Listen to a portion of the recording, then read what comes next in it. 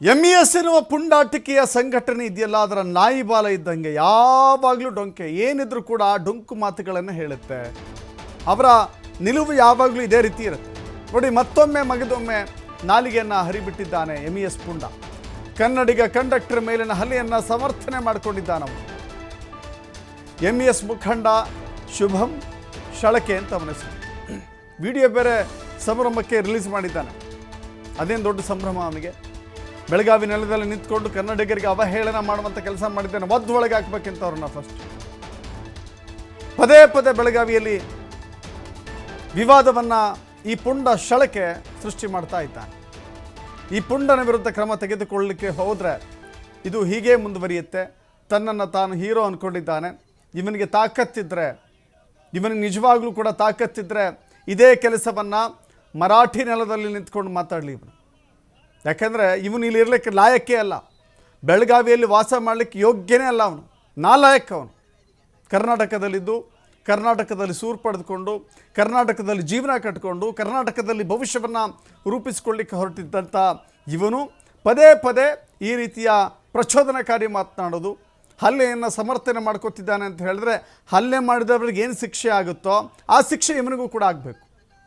ಹೀಗಾದಾಗ ಮಾತ್ರ ಇವನು ಇಂಥ ಸಂದರ್ಭದಲ್ಲಿ ನೋಡಿ, ಯಾರ್ದೋ ಮನೆಗೆ ಬೆಂಕಿ ಬಿದ್ದರೆ ಇನ್ಯಾರೋ ಚಳಿ ಕಾಯಿಸ್ಕೊಳ್ತಾರಲ್ಲ ಇಂಥವ್ರು. ಇಲ್ಲಿ ಆ ಅಮಾಯಕ ಕಂಡಕ್ಟರ್ ಮೇಲೆ ಹಲ್ಲೆ ಆಗಿದೆ, ಇವನು ಚಳಿ ಕಾಯಿಸ್ಕೊಳ್ಳಿಕ್ಕೆ, ಇವರು ತನ್ನ ಪ್ರಚಾರವನ್ನು ಮಾಡಿಕೊಳ್ಳಿಕ್ಕೆ, ತಾನು ಈ ವಿಷಯದಲ್ಲಿ ಅದೇನೋ ಅಂತಾರಲ್ಲ ಬೇಳೆಕಾಳು ಬೇಯಿಸ್ಕೊಳ್ಳೋಕ್ಕೆ ಬಂದಿದ್ದಾನೆ. ಇಂಥವನನ್ನು ಒದ್ದು ಒಳಗೆ ಹಾಕಬೇಕು. ಅದಕ್ಕೆ ಸಾಕ್ಷಿ ಈ ವಿಡಿಯೋ ಇನ್ನೆಷ್ಟು ಪ್ರಚೋದನೆಗೆ ಒಳಪಡಿಸುವಂಥ ಹೇಳಿಕೆಯನ್ನು ಮಾತನಾಡಿದ್ದಾನೆ. ಈ ವಿಡಿಯೋ ಸಾಕಲ್ವ ಅವನೊಳಗೆ ಹಾಕೋಕ್ಕೆ. ಅವರಿಗೆ ಪ್ರಚೋದನೆ ಕೊಟ್ಟಿದ್ದು ಮಾತ್ರ ಬಲ್ಲದೆ ಇಂಥ ಸಂದರ್ಭಗಳಲ್ಲಿ ಈ ಹಿಂದೆಯೂ ಕೂಡ ಎಷ್ಟು ಬಾರಿ ಹೇಳಿಕೆ ಕೊಟ್ಟಿದ್ದಾನೆ ಅನ್ನೋದು ಕೂಡ ನೋಡಬೇಕಾಗಿದೆ.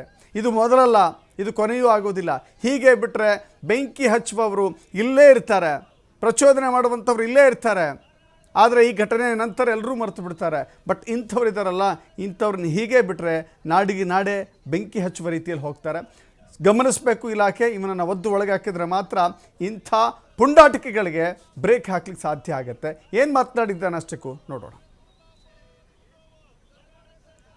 पहिल्यांदा बातमी आली, चित्रदुर्ग कर्नाटक येथे एका ST महामंडळाच्या बसला अडवून त्या कंडक्टरला कळप असून त्याला कन्नड बोलता येते काय म्हणून विचारण्यात आलं आणि त्याला मारहाण करण्यात आली. त्याचे पडसाद म्हणून कोल्हापुरात शिवसैनिकांनी कर्नाटकाच्या बसेस अडवून त्यांना जाब विचारला. पण याचं मूळ खऱ्या अर्थानं बघितलं तर काही वेगळंच सत्य समोर येते. काल बेळगावमध्ये मला वाटतं बाळेकुंद्री येथे जवळपास मारियाळ गावाच्या आसपास एक घटना घडली. एक कंडक्टर त्या ठिकाणी त्या बसमध्ये होता. एक अल्पवयीन भाऊ बहीण त्या बसमधून प्रवास करत होते. त्या मुलीनं काहीतरी 2 तिकीट त्या कंडक्टरकडून मागितले आणि नंतर तिच्या भावाचा पास असल्यामुळं एक तिकीटच द्या असं काहीतरी सांगितलं.